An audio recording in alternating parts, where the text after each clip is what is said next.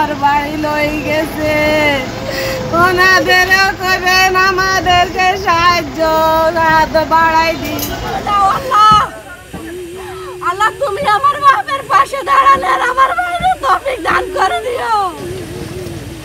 আল্লাহ কারো কাছে যাইও না গো, আল্লাহ তোমার কাছে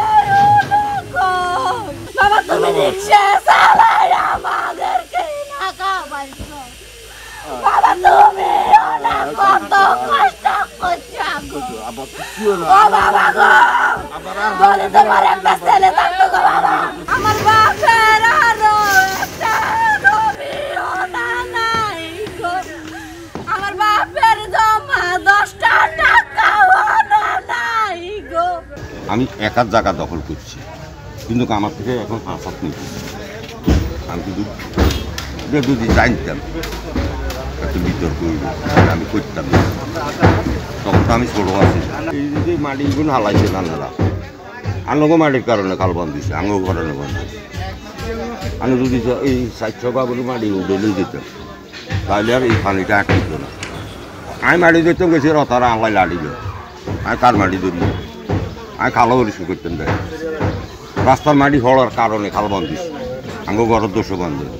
এই দেশের মানুষরা জিজ্ঞাসা করেন, আমার কিচ্ছু না, আমি এক করার মধ্যে রাস্তার কোলো হয়ে রয়েছি, আমার সাহায্য করেন আপনারা। এই জায়গাটুকু ছাড়া আর কোথাও কোনো জায়গা নাই। টানা 7মবারের মতো বেস্ট টিস্যু পেপার ব্র্যান্ড হিসেবে স্বীকৃতি পেয়েছে বসুন্ধরা টিস্যু। আমিও গরিব, আমার মেয়ের জামাইও গরিব। বস্তা দিলে স্যার থাকে না, দে ওয়াল দিয়ে ঠেকাইছি।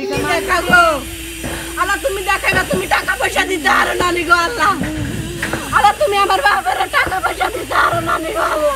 আপনারা জানেন যে আমাদের লক্ষ্মীপুরে যে প্রবাহমান খালগুলো রয়েছে সেগুলোর পানি প্রবাহ স্বাভাবিক রাখা এবং আগামী বর্ষা মৌসুমে জলাবদ্ধতা নিরসন কল্পে জেলা প্রশাসনের 3টি পরিকল্পনা রয়েছে: স্বল্পমেয়াদী, মধ্যমেয়াদী এবং দীর্ঘমেয়াদী।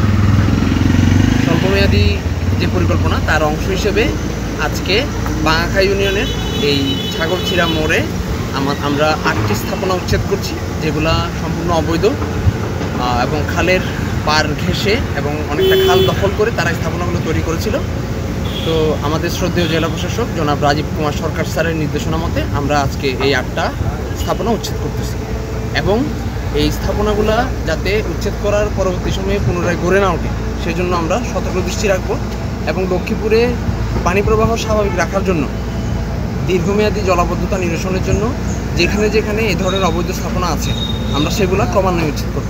যেহেতু ওখানে বাজারে আছে, এটা একটা বড় উচ্ছেদ কার্যক্রম হবে, এটা আমাদের শ্রদ্ধেয় জেলা প্রশাসক স্যারের নির্দেশ মোতাবেক এটা উচ্ছেদ করা হবে। পরিষদের সামনে যে দোকানগুলো আছে আপনারা জানেন এগুলা অলরেডি উচ্ছেদ তালিকায় আছে এবং কার্যক্রম চলছে। আমরা আমাদের শ্রদ্ধেয় জেলা প্রশাসক স্যারের নির্দেশ পেলে আমরা ওগুলো উচ্ছেদে যাব।